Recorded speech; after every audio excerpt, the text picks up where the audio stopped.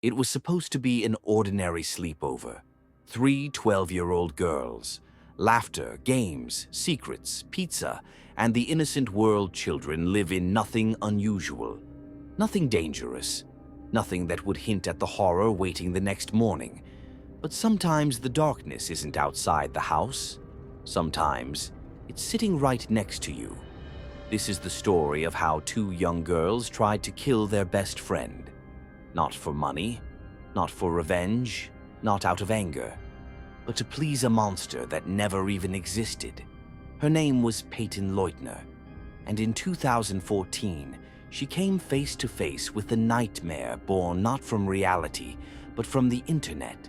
Peyton was a kind girl, smart, cheerful, always smiling. She had a heart big enough to trust easily, and maybe that was her only mistake. Her best friend, Morgan Geyser, was different, quieter, stranger, always drifting into her own world. And then there was Anissa Wire, the new friend who brought something dark with her. Together, the 3 of them were inseparable. At least, that's what Peyton believed. Morgan and Anissa had fallen deep into an online myth called Slenderman, a tall, faceless creature with long arms, a blank face, and a reputation for stalking children. A creature born on internet forums and photoshopped stories, a character that should have stayed fiction. But Morgan and Anissa didn't think he was fake. They believed he was real.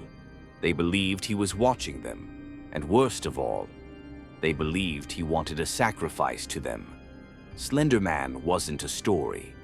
He was their master, their judge, their god. And they decided the only way to prove their loyalty was to kill someone, not a stranger, not an enemy, but the girl who trusted them the most, Peyton. The plan began slowly, quietly, secretly. 2 children plotting a murder like adults, plan a vacation.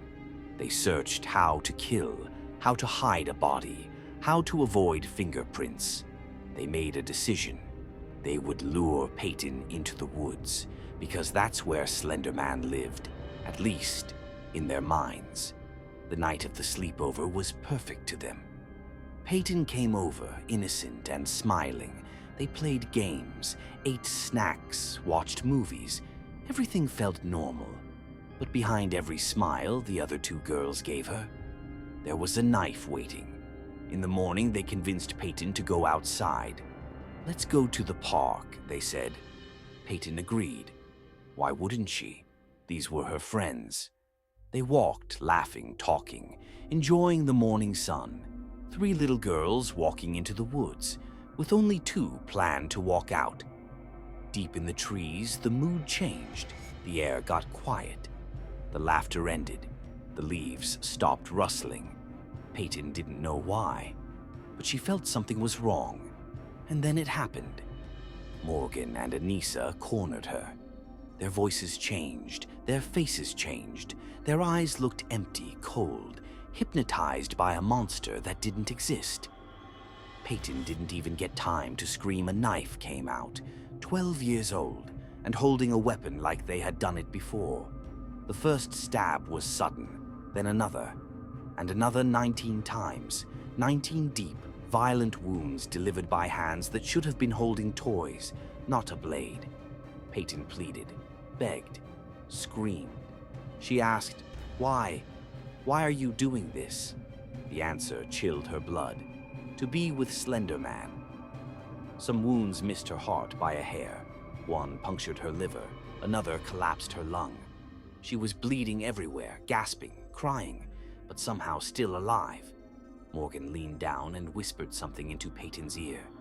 Something no child should ever hear.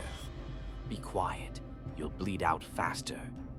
Then they left her there, alone, in the cold dirt, to die. But Peyton wasn't done yet. Even with her lungs filling with blood, she crawled, in pain, in fear, in disbelief. She dragged herself inch by inch through the forest, her body shutting down, her vision fading, her heartbeat slowing. Every movement felt like fire, but she refused to die. Somehow, she reached the edge of the woods and collapsed. A passing cyclist saw her lying in the dirt, bleeding, shaking, barely conscious. He called 911.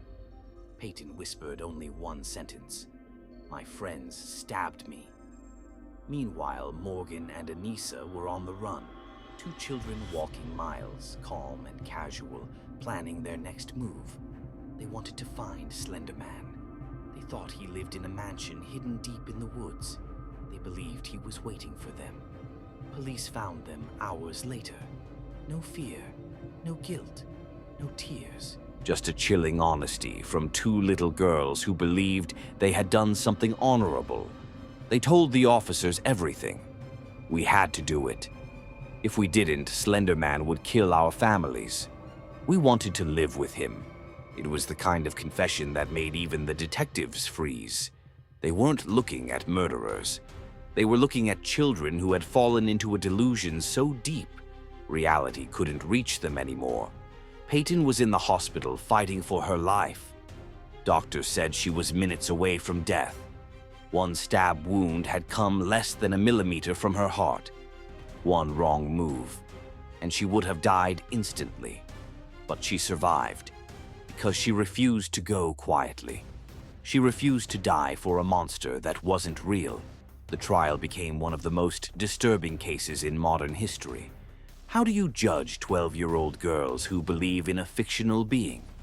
How do you punish children who acted like adults but thought like victims of a fantasy? Morgan was diagnosed with early-onset schizophrenia. Anissa was found deeply delusional and emotionally dependent. The court decided they needed to be locked away for years in mental institutions, not prisons. Peyton grew up with scars, physical scars, emotional scars, and the scar of a betrayal that changed her forever. But she lived, and that made her stronger than any myth, any monster, any nightmare. The Slenderman stabbing will always remind the world of one terrifying truth. Sometimes the most dangerous creatures aren't hiding in the dark woods. They're sitting beside you, holding your hand, calling you their best friend, while planning to end your life.